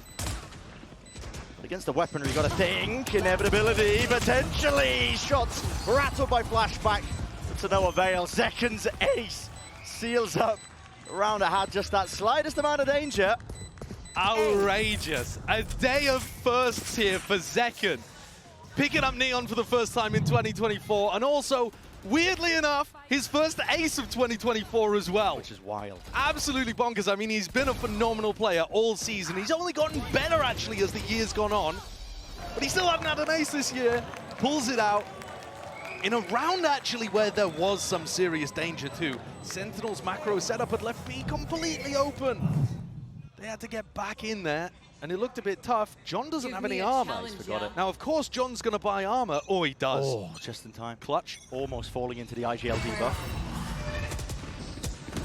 Through a bit preempted potentially, but it does push DRX away. They don't want anything to do with towards the main extremity. Operator in the hands of Zekken. He's got a sight set now, and he will be feeling that pressure. Needs to be defended as well from the market crunch. DRX have full control of that area of the map. This first shot accuracy. Zekken maintains that composure, doesn't take the shot just from seeing the shoulder. Spike's still there, but doesn't expect that the player's already out. The misinformation there for him. John Tilsil tucked up into the corner. Might be able to play spoiler. Already Sentinels have dropped 2 players into the mix. DRX coming out with all the answers for it. Still Sacy, he's there. Forced spray down to the operator. That was dropped down into main from prior. Here. The post-plan positioning of DRX. We slow it down into the moment now. Just looks impeccable. Last one. Just Celsius to stand against it, and he's not even able to save that rifle and scurry away with it. So DRX back in it. Stop the bleeding. Not just that, they've actually identified the weakness in Sentinel's defensive setup. Yeah, it's only the first rifle round they've put on the board, but they're now figuring out B main is being given to them mostly for free. Okay, this time Zekken was there with an op. But also Market has got nobody really playing inside of it heavily. They're playing very passive setups over towards the B site, and DRX have just started taking all of that space. So I agree with this decision coming from the Sentinels coaching staff. John QD, Kaplan, that's the coach. Yeah, could be John. Has hit the red button. Yeah. I suppose, it could be either of them. But they've called a timeout in this position. And I think it makes sense, because at this point, DRX have figured out what's going on, and they're starting to vacuum up free space around the map. So if Sentinels have the depth for it, this would be a perfect time to start adjusting things and playing a hard anchor in Market. Maybe John plays in that kind of position. Or trying to play Zelsis, TenZ, Zekken as a 3-man stack to go and take B main control at the start with that one way and the stun and that kind of thing. You know, shift things up a little bit, change that defensive setup, throw DRX off after they've just got the read on what's happening. When you're in the lead like this, you can afford to take timeouts to try to stay in the lead, and it's going to be a challenge for DRX here to figure out what's adjusted. See if they do alternate the setup, as you mentioned. I mean, they did try to alternate the setup in some sense just by picking up that operator and giving it to Zekken. Holding it down through B, because, I mean, DRX were doing a lot of contact plays in through B main, not using too much util. It wasn't really contacting, though. They were breach flashing, they threw a recon, like they were sometimes stunning as well. Well, now you're seeing it. Same signs of life. And this setup designed to try to catch John QD. He backs out of there early on, and Zekken's taking contact in Market with his op, hoping that DRX again go for that kind of contacty play through Market. Noise bait idea from DRX, you could see it. Just from the way that Buzz was hopping around, getting the noise, been out. One-way smoke propped up here. We're using the drone. I like this. You push Sacy off the angle, you make sure that Sentinels do not have info in this side of the map, and then you can go back and re-hit over towards B. It's Zelsis over. It's absolutely looked like B has been the favored site for DRX to hit, and I don't expect this round to be an exception to that. Do they get players already inserted? Do they get a free cross on mid? Is Zelsis going to try to contest? Looks like he's not thinking about it currently, but they could walk into the off. Poke up, shots in the face, and well, blinded up from somewhere. That's Mako, right? Blind. Yeah. So Bane just couldn't see a bloody thing there, but now I know at least the operator is back online too. With 30 seconds left, they've got no pivot options. Left. Gonna have to overwhelm this A setup, but Sacy's got Idiot stub, can't quite hit that first shot. Accuracy sees as well as dodge. Duke, but trade inside, at least from TenZ. Now backs himself away, retreating to the safety of the site, and there's holes all over the place here. DRX attempting to make the most of it, but with only a few seconds to remain, it's all just ran out, ran dry. Have to back away, keep these guns into the next, if they even can, because they're being hunted. Zelsys punished though. That gets Foxy one away from Rolling Thunder. At this point, DRX need big ultimates to get across the line. Sen, good tag timeout. Small adjustment, not a large one like I was suggesting, just a minor adjustment of where the operators played, but a good read that DRX were going to go for another one of those B splits. I think DRX should have adjusted that though. I think, you know, when your opponent's when you've just won a round with a B split, and then your opponent takes a tag timeout, I think you should probably be adjusting as well. Right. And not just going back into a very similar B split strat. Zekken looking like he wants to take the orb towards B main. It's a difficult area because that's where DRX have been putting most of their early pressure. But this time, the side split, and they force out Paranoia early on. This all a distraction for Mako to slink through, and what a timing he's found. He slipped straight past, hasn't he? Could deliver the blade to the back. Necessary to open up this A defense, but TenZ is still holding it down himself. Out for the elbow angle, but Zekken punished. Now they know at least that they've lost control of this one. Knives are out, full running away. Mako needs to play for his life. Does he know that Sacy's already up onto it, dodging the flash? The IGL doing the most. Standing up to that challenge and the pressure, and even just picking apart the players. Zelsys had no chance. Head on a swivel, had to look in either direction. Just gambled incorrectly and forcing a save out of John QT. Beautiful set round that DRX have pulled out there. That's the kind of thing that I wish they'd done straight out of the tag timeout, when you know that Sen are making adjustments, but nevertheless, a great time to run it here in round 10 as well. All of that A pressure early on, allowing Mako to get a really deep timing, and they even had a second layer of Flashback going for the more conventional lurk timing too. Yeah. If Flashback had died there in mid, with that duel he'd taken, it wouldn't have mattered actually too much, because Mako could have still been that knife in the back. And DRX love doing these double lurk strategies. They run those fairly often on bind as well on their attack side, though of course we're not going to see that in the series today. But watch out, because Mako and Flashback can be a deadly 1-2 combo on the lurk. Yeah, I'm curious if Sen are going to be adjusting their setup as well. A top mid angle has been left pretty real estate, pretty open for most of the half. And DRX have not been really exploiting it too much, apart from the round we just watched. They've mostly been trying to hammer through B main, through A main. Worked mid. Might be part of their conditioning to focus heavily on the extremities to begin with, to try to loosen up mid, and then grab a couple rounds towards the end of the map, or the end of the half. TenZ now has the operator, and another 4 stack on A. I'm not sure about this kind of setup. It's leaving B not just weak, but passive. Even if the Sen players rotate over to help John, they're probably still going to have to give up market and B main. They're not going to win these areas back. Seems to be at least part of the game plan whenever a bit of Rolling Thunder online, or Buzz has the overdrive ready and waiting into his hands. Flashes through as well, sent flying as well, but again it's that open sight, shock darts, at least removing one portion of it, and they know what the second trip is. Buzz knows roughly where it is. He's going to leave it up though. Go for the plant anyway, now retreating into that ever lovable B main post plant. Would be a good time for Sentinels to go for some kind of mid push. This is slow from Sen. It is. Against the Rolling Thunder, I feel like it could be some worries, but a Nightfall at least gives them peace of mind. They know that nobody's hunkering down onto the side. With that lurk spotted, flashback down and out. Norofef gives them full information. Rolling Thunder has to be used nice and early here. Paranoia alongside it, sees to the feet. Aftershock into the corner. Overdrive, let loose. Zekken trying to get explosive, trying to get electric. John QT trying to play himself in, but he's fallen asleep at the wheel, and a few straight bullets surely needs to end the line, but his DRX players are all gone in the end. But time, as I said, got a little bit too slow from Sentinels at the beginning of that. That's a rough one from Sen. They had the right ideas, but they didn't hit the gas pedal early enough. I'm not even sure who gets the credit there for the clutch. The Red Bull clutch on DRX goes to one of the players that was left alive towards the end there. Was that Foxy9? John catches the lurk. They know what's going on, but this crunch into B main, a little too slow. And also I think Foxy9 does a great job there of picking up Sacy. I think he was right about to get half on the spike. even then, I think they didn't even have time to get half on it towards the end there. Ball util was just too strong. DRX has been walking in to the B site for most of the time, and now, again, trying to heavy conditional, at least pull some util out through the A main fight. They've been doing this quite a bit. Zekken takes the op back. Was on TenZ for the previous round. They're putting so much emphasis early on stacking players A on the defense to get somebody posted. It is working, but DRX once more start moving their way towards B main. They're never really worried about taking this part of the map. And it allows them to run these B execs pretty simply. Yeah. Drone's just very far back just in case there is an offer into the B main angle. That's what they're anticipating. Clears most of the space again. TenZ not playing market this time. On the backside spot.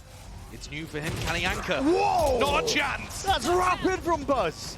He takes out one of the star players of Sentinels. No worries, no qualms. Up through mid. Flashback's still going to be opting in to try and play that backstab role and position. Tucks himself to the corner. There's a door in his face, and he can hear plenty of footsteps, plenty of rotations. Now he becomes that insurance policy. Buzz. Angle trains, but he's missed that timing. Still doesn't decide to hold himself up onto it once more. Overdrives here, just to try and get Buzz out of dodge. Smokes up in their faces. Is an unusual position to be playing in, but still with a Rolling Thunder aftershock. All combined through. Buzz has been unaccounted for, and he's spraying them through. Zeltz's half will not save you. That's a 4-piece and a flawless finish to the half. DRX drag it back up to 6. What a finish for the Korean team here. 3 in a row, 4 out of the last 5. Making those adjustments and recovering beautifully. Oh, that entry is amazing from one of our best players so far at Champs. It's been electric between both of these teams as well, and I'm sure it's just going to keep on going even into that second half.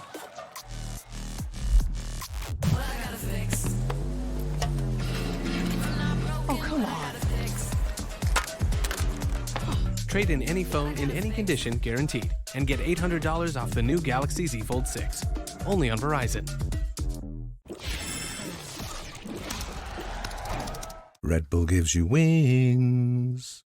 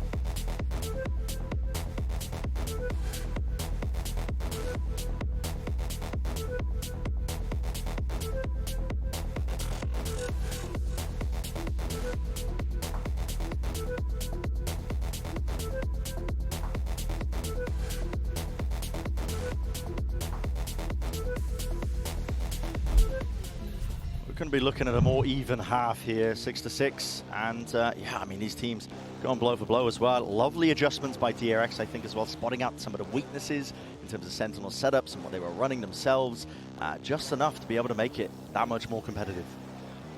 The players that I'm watching heading into the next half, it's that big duelist matchup, Zekken and Buzz. We just saw in the final round, Buzz hit an unbelievable entry. Oh yeah. And he's been fantastic. The last month from Buzz has been unbelievable in terms of his form. Zekken continues to be a top 5 duelist in the world, in my opinion. And we're getting to see him on Neon today. What's the value difference between these two players? DRX start out with a triple stack, looking to try to control mid. Broken by that one smoke that TenZ places. Looks like they're going for a re-clear. Yeah, I think that was the goal as well from SEN. They sent out the Paranoia, but no, or at least the Prowler, I should say. Here's the second one. Mako spots it and players, so he needs to give up that space now, back away, play the rest of his team in, of which they have arrived. And so this might just be a bit of a skirmish and a scramble now, and a scrap here with the util, blinded up Zekken, spamming away, praying with the ghost in hand, still returns with a 2, up from the side. Buzz is definitely dealing out and dishing back that action straight at them. John Q Tito shuts him down, Gliding round, flashback. Didn't quite dodge the flash in time, and he has got a lot to do in this spot. 2 to overcome, and it's a little bit too much at that. SEN respond with a pistol of their own, bringing them into the lead again in this opening map. Really nicely played one too. The pathing from Zekken, I like it. The follow-up on the paranoia is great, and it also, in this position, he's defended from A-Link. That cover stops him from being shot while he can focus on players in backside, and John trades people out in this round very nicely. Buzz needed to hit another world-class shot in order to win that one, and just couldn't quite find it in the moment. Pistols like that could end up making all the difference. Here you see a more traditional position from Flashback. Notice at the beginning of this round, the way that he was throwing the cam into B main early on. These cams, the one that's just above Zekken's head, these have huge value. That's why he's trying to break it in this moment as well. But we didn't really see John go for that. John was sitting really passive, so he didn't get caught by early round util. Flashback's willing to take the risk. We'll have to see if SEN can punish it once rifles come online in later rounds. DRX is going to be late to the party here, still holding for that util just in case there was a player catching that contact. TenZ might be the mark that they were looking for still. He's got that rifle well trained, and the rest of his team in position, taking that space. Any aggression just punished almost immediately. A nice idea. Buzz got caught by a flash just as he was looking to try to take the fight. And here's the final player on DRX. Caught, taken down. Clean. Yeah. All of these weapons carried forward. TenZ is going to be able to drop that Vandal and buy another one. So they should have plenty of damage in terms of their arsenal heading into round 3. Can SEN put together another bonus round? I say another. They haven't had one in this match yet, but against Gen G, 4 out of 4 bonus rounds converted. It's insanity.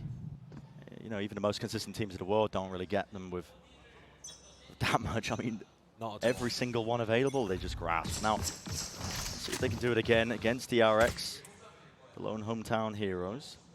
Not trying to run an early play there to punish Flashback. Haven't cleared the cam either. Trip was a little bit too high, but does get broken in the end by that aftershock. And again, free reign over towards the site at second. It's already making sure to lead that one for his team. Very much the spearhead. Paranoia's going to be used, gliding its way out to push back some of these players as well, but time has been bought. Plan only just going down. Here's a fault line. Might be that punish in sight, not quite. In through the back though, not anticipating it. Zekken! Beaming them all down. Just with that Spectre in hand still, it's evened out. 3 versus 3. Rifles in a few hands as well. Yeah. TenZ, pixel angle. Full confidence in his own aim. The Paranoia just missing, sliding straight past Mako with the adjustment. Foxy9 defusing, needs to be spammed down. Few taps to the bullet. John QT cannot find him.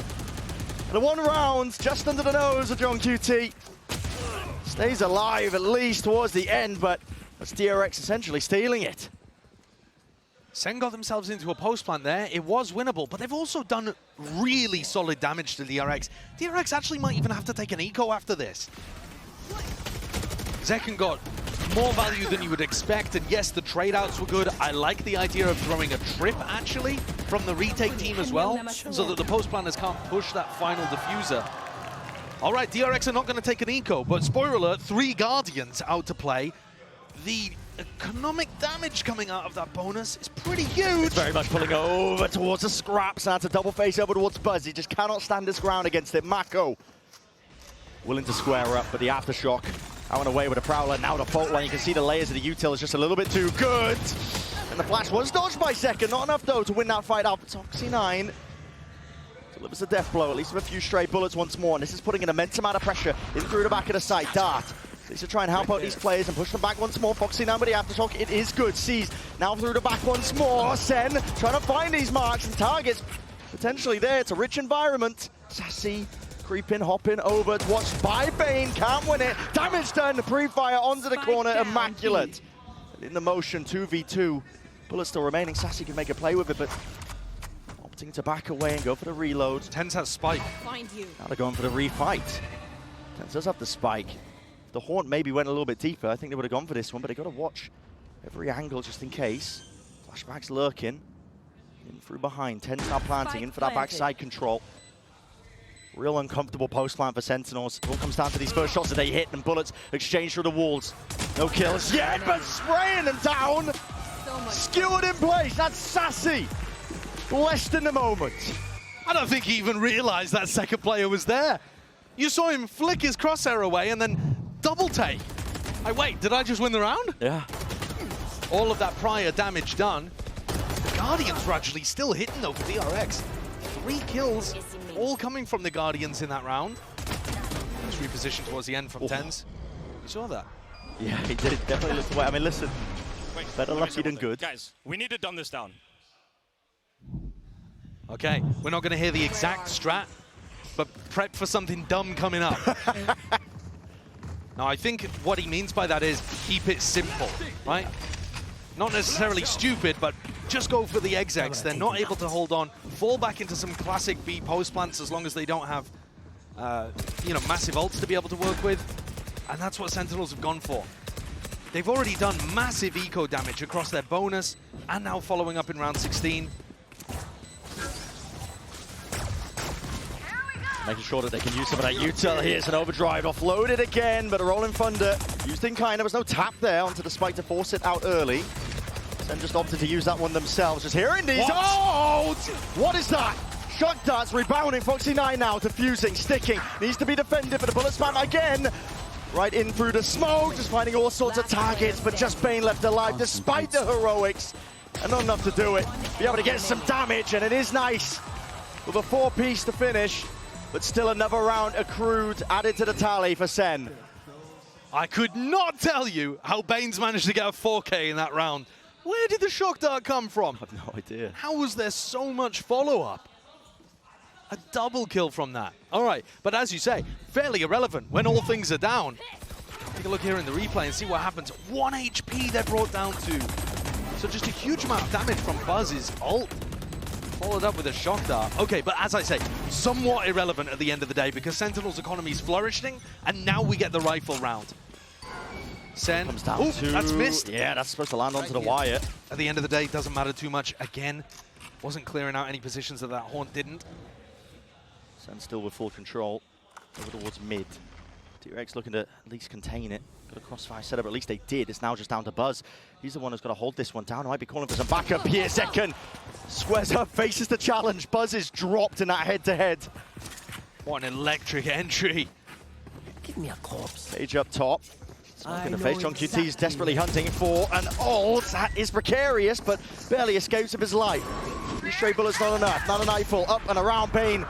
Taking the peek, swinging wide, does win it now against Sacy, flashes again, overwhelming out through the back. This is Bane still helping him out. Dart up and over, it's going to be broken in the end. Spraying him down, second is a menace right now, he's an absolute menace. But Foxy9 just cannot bring it over the line. These rounds are coming down to the wire. Sentinels trying to control the chaos. You heard it from Zelsis earlier on. Trying to keep things simple, and yet there's multi-kills going all over the place. Bane followed up from his success on the eco by being able to get a couple there that were massive, and Foxy9 almost managed to accomplish the impossible. But it's Zelsis who stands strong, and Zekken delivering far more than should be asked of him so many times. We did it, baby!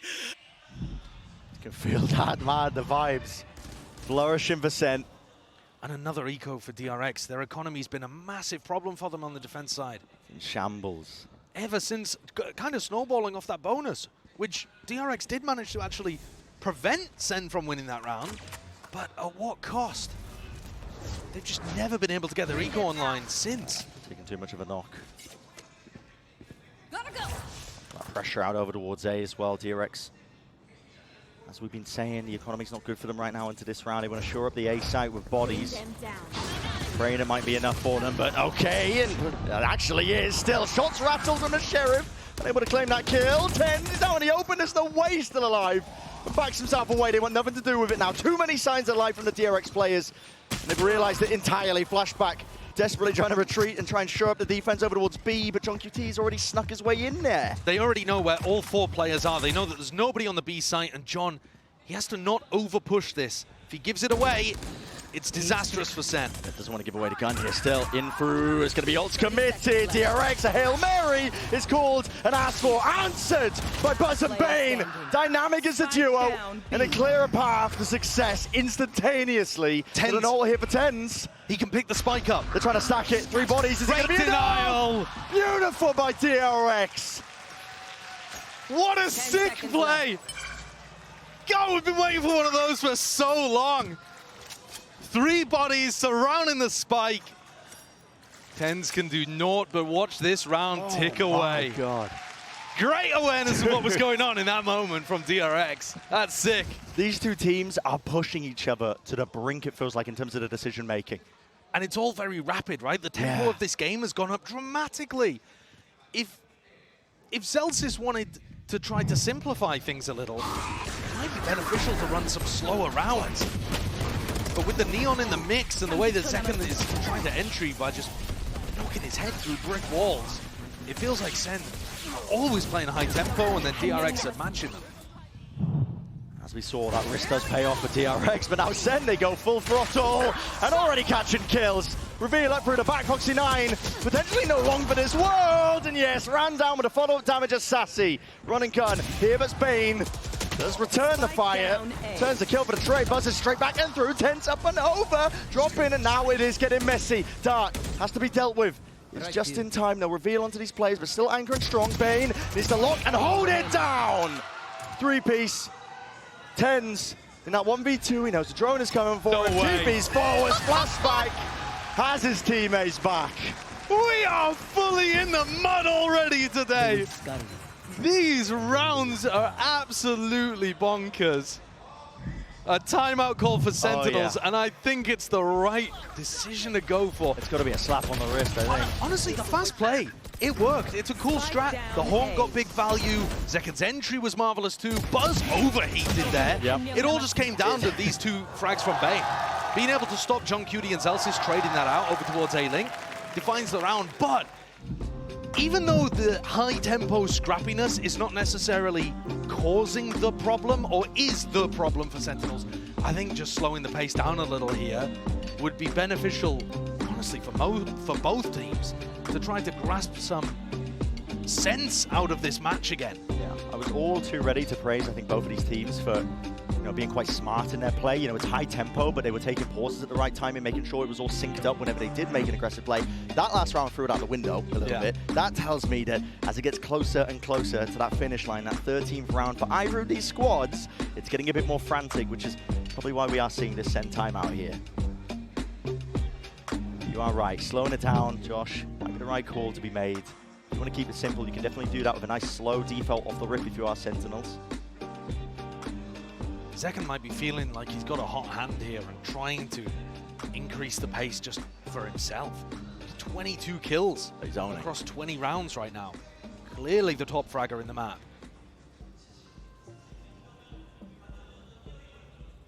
Set the stage nicely for Sentinels to get a lot of these rounds here. Still holding on to the lead of 2. Their own map pick. Buzz looking to try to contest over towards B. Spots out Zekken, decides not to. Trip broken. We'll see a lot of these Sovas have great lineups like that. It only matters really though if you're going to go for that mid-round mid-push or late-round mid-push. All grouped up through B main by Sen, but second-guessing themselves. They haven't gone for the ult orb onto Zelsis. Perhaps hoping that they can get that post-plant ult orb up. Just by Zelsis driving the spike into the ground. It's slow from Sen. I mean, I think this is absolutely what Kaplan's told them to do, is slow the pace down. But at this point, they're not really accomplishing too much because they haven't taken any elbow control or pushed Mako off his line. They do have B main and mid, so it's not completely passive from Sentinels yet, but hard to see where they're looking to end unless this is a B split. It's pings for a smoke out through market, so I think it will be that B split that you were talking about. But now Sacy... The trouble is, it's too little util. It just feels like a fake, and I think that DRX know this one. They're still going to be holding it down. 3 players now anchoring over towards the B side. The camera catching that contact, so they know that the play is taking up residence out through market and now in through the site. It's all about how they deal with this one. Beautiful stun, that's Buzz, trying to make the most of it, up and through, not expecting the flashback was there, and holding all the angles, smokes, spam through, 1 out. That's 5 alive, a flawless finish, and it brings DRX up to 10, now 1 step away from equalizing. Sick awareness from Bane as well, knowing that they wouldn't use the recon dart, wouldn't need it. Threw it into Narnia, send it over to Bind there. DRX crossfires though, clearly enough to be able to deal with this. And I think you're dead right, Brent. I don't think that Sen had put enough pressure over towards A to drag the rotates and make that winnable for them. And while we were talking about the DRX economy being a problem, the whole third quarter, now Sentinels are finding themselves in this loop of rifle round, eco round, rifle round, eco round. They need a big play here, either an individual or a strat to pull out that can right the ship, because DRX are making a very strong comeback on defense. It's our first game of playoffs, of course, but that's one everybody's set their sights on to. Early days still so far. Essentially that midway point of the tournament. Mako is going to be challenged here. A lot to be asked of him, but I think with the fault line connecting, he's just going to be using CPs to get the hell out of there. Yep. Damage done, spraying away. It's barely just cutting him up. Enough for him to stay alive here. Rolling Thunder, though, it is committed, and this is an abundance of util. Going to be used out here. Very much all in by Sentinels, and they need to come up with the damage and the goods, but already that counter util comes out swinging. DRX with the stun to supplement the defense. These players have not been dealt with. TenZ does cut itself up, just cannot land it as well, even when he was trying to control his aim down. With the smokes dissipating, open angles, and the spike in the middle of nowhere. With no weaponry really to speak of here for Sen. Last player standing. The round's chalked. DRX have maintained control. And the 4 players that stay alive have got to credit this round win to the one who died. That shot from Mako was outrageous. He got hit by the breach ultimate. And you might think that's a huge investment for Sentinels. Clearly a mistake based on them losing the round. But they had an opportunity here to clean up Mako, clean up Foxy9 until that happened. Shot in the back of the head, putting down Zekken. How has he done that? I mean, he's stunned up. I guess it's just a cosmetic stun. That's got to be a tilter. Because Sen invested a big ult into that. They'd like it back at 11-11. This round is so damn important now. The money stretched thin, really, for Sen. At this point, as we've already said, it's 11-11 DRX. Found that footing and more. Money flourishing. They don't have to worry about it for any point now of the regulation of this map. Stuns ricocheting through. He's under the trip. Even. Yeah, he's just got straight past that one, but it does just chew up and tag up onto John QT. He's going to go down to the kill trip as well as reveals all of them. Dart up and over. Buzz will fall and drop in the end, but Bane is right back at him. Able to help him out with the trade. It's all just gone to pot right now for Sen. Tagged up TenZ. Doesn't stand a chance there. TPs to try and at least obfuscate where he might be going, but it's tag still in his face. Dodging the flash, but not enough. Crossfires. Set up all about. DRX now just need to take that one more step. DRX's defense on B is so much more effective than what we saw from Sentinels when the sides were swapped. The cages, the trips, all finding value, allowing them to play for backside control, and the flood that comes in from the rest of DRX to support onto flashback is fantastic. Sen can't really get through. They're trying to break the trips, but they still get caught by both of them, and they're never taking backside. Can Sen pull out something to get us into OT here? Stray bullets going to be exchanged. No kills. Adjustment by Buzz with the shot. Good info, but Buzz picks up a rifle now. That's the benefit of being rich. There are many benefits to being rich. Oh, of course. We won't get into it. Smoked up though, through the face. Buzz is still going to try and be rooted to that spot here, mid-exploration. Needs to be value from this from Sentinels as well. To Crossfighters being held from either side. If Foxy overextends a little bit, no, just looks away. There are gaps to be found, but Sentinels have to be brave enough to just step over it. Instead it's Foxy9 tearing them to pieces. Drops his idol. Zekken was up next, on through the chopping block, and he might have just done enough.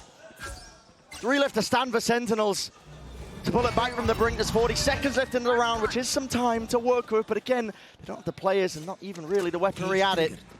Walking their way through its contact plays to see if they can get themselves in for the front of the site. Celsius sticking, sees denied, John Tito domes him. And Bane's also dropped in the throws, there's flashback! No long for this world! They're doing it and pulling it back. DRX cannot afford to lose this situation. This was a 5v3, it's crumbled away from them. Foxy9, the player who managed to get those 2 openers, is now asked alongside Mako the veteran to do the most. How do you crack into this B main post? Aftershock still for Celsius too. Time pressure is mounting. You can already hear it. The spike is ticking. Foxy9, straight flash, but he needs to get half, and he needs it now. The stick. That's the only wink on Foxy9. He's got it at least, but time's up, stuck up. Mako, spam and sprayed. He will not survive. Overtime. It's almost preordained, man. Switching sides. That is the miracle that Sentinels were looking for. 5 rounds lost in a row. A 3v5, losing your 2 hottest fraggers. 30 seconds left. And John has recovered it off the back of Sacy's support. A kill, a nightfall, John pushing into backside. And they've somehow pushed things to overtime. Insanity. SEN now get a chance on their defense. The sides will flip. SEN were playing super passively over towards B.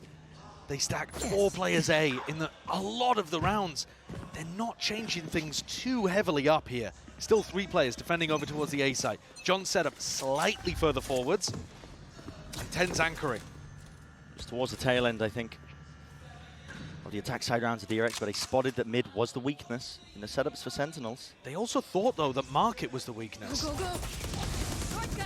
Shot that through. Wall up and over. That's a paranoia to help Buzz out as well. He's going to be trying to make this play happen. Stuns, ricocheting. John QT can still hold his ground, but he's being swarmed. Not expecting that position. Flashback, rapid onto it, but Buzz has been cleaned up through the back of the site. TenZ is no more. 4v3 for DRX. Don't know where Buzz was going, but his team's still at a player advantage. If they get this, Foxy's 1 away from his Rolling Thunder. It's a hard enough retake to pull off anyway, even without the breach ult. DRX are fully aware. Just have to play their live. The util is avoided. The TP by Mako is cheeky if he opts in. Fakes it. Tap from Zekken. No full committal. They're scared of the mid flank. Fault9's there. Snap back. An adjustment from Bane with the rifle in hand. Dropping Celsius. Sacy's got to do so much more now, but already that time, and now the mid lurk. It's what they were anticipating, expecting. They know that nobody's on it. DRX should have done this. Into that 1v1. Circle shrinking. Sacy forced to stick. And flashback. Handed that absolute slam dunk finish. DRX have another map point. They found that hole again. Up through mid. The way that John is playing around mid and market, he's not aware of these timings. He either needs more support or a little more awareness of how DRX are going to be putting pressure towards market and mid at the same time. Yeah. And a beautiful identification of the holes once more in Sentinel's defensive setup. DRX have found the answer, at least to get things to have an opportunity to win the map. As yet to close out. That point. But it took a miracle from Sentinels to put 1 on the board on their attack side. Flash out. Flash clearing. Celsius going to be vacuuming up the orb. Slow and steady though. Might be leaving a player in B main inserted, or might just opt in to go for over towards the A site. Sacy was tagged up in the midst of all of that. I believe by the drone down through mid, wanted to break it as well, to threaten like his team was taking mid control. Definitely feels like they're getting set up for a B split here from DRX's point of view. Of course, the intention. Go, go, go. Sound made. Mako. Hearing most of this one, even sent the stun flying, a little bit of a precaution there from Foxy9. The trouble with the A side is as well, you have to kind of take it into these 2 waves. DRX, they have the defenders. Final bastion of players as well. They're going to cement themselves to the spot as well, but it's fakes on fakes because guess what? TenZ, he didn't give up B main control this entire time.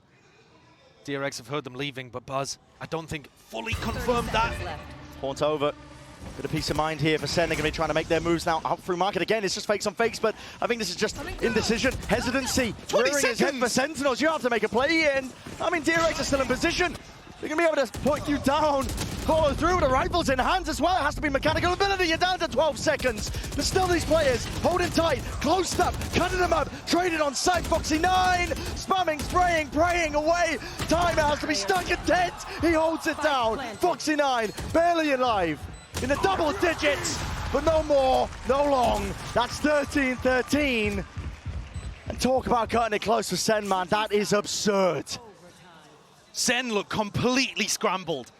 These attack rounds that they've put together in round 24 and 26 are nothing short of miraculous.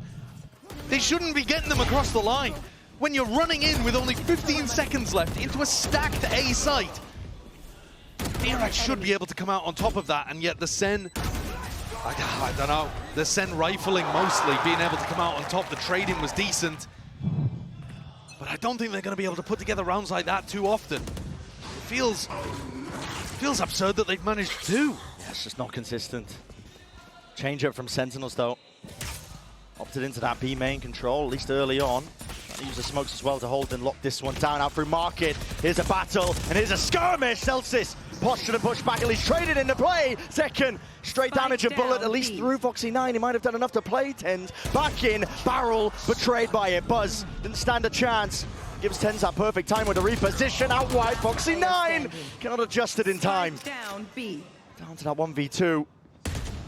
Heads appearing. Flashback has chances and opportunities, but the C's no connection.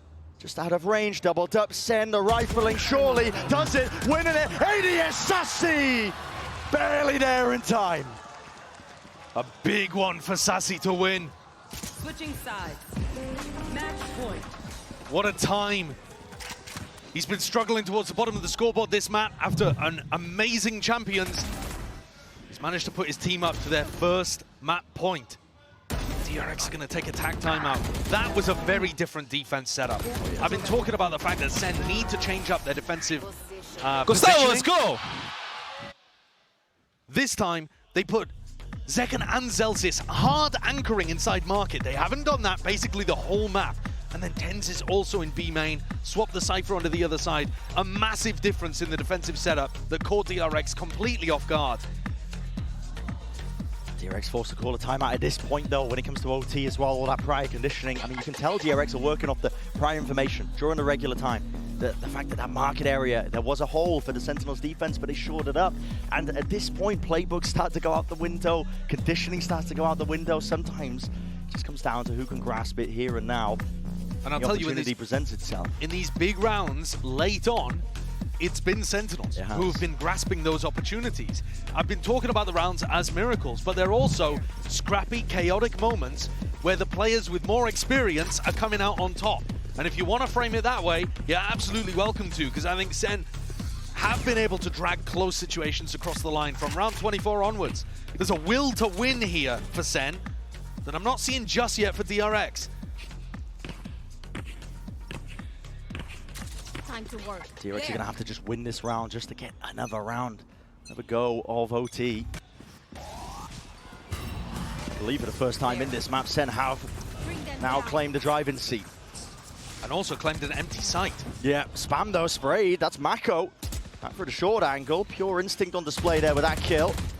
Stray bullets and spam only just connecting now to Sacy, spotting them out. Trips are going to be broken, but planned at least down. And now might be that second wave of things. It's a Prowler stun into the corner. Looking to lay claim to the life of one of these DRX players. But now here comes the U-tilt. Flowing through. C is going to be used in kind as well. Pushing them back still. Player disadvantage here for Sen. A lot's going to be asked of them. One way into their face. Sacy stands his ground. Stored defender. Rips them apart now. Out through. And Mako just cannot withstand this. Flashback. And Bane drop down low. Decayed into the single digits. And Bane will be no more. It's a 15-13 finish to the opening map of this series. And that experience shining through. What performance, what tenacity from Sen.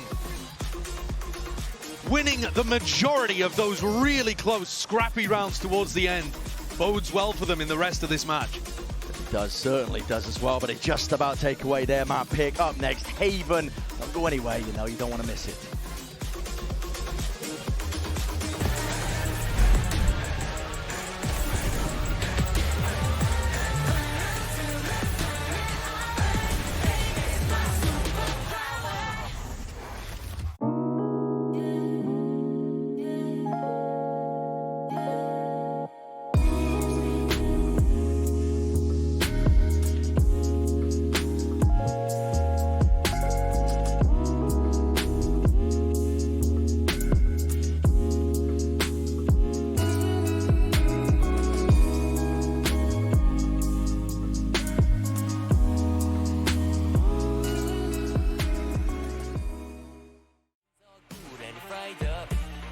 ambitious fool going higher. Moment away, I'm tired, but still construct an empire. Achieve that glory in the magazine. Write, repeat, is my story bulletproof.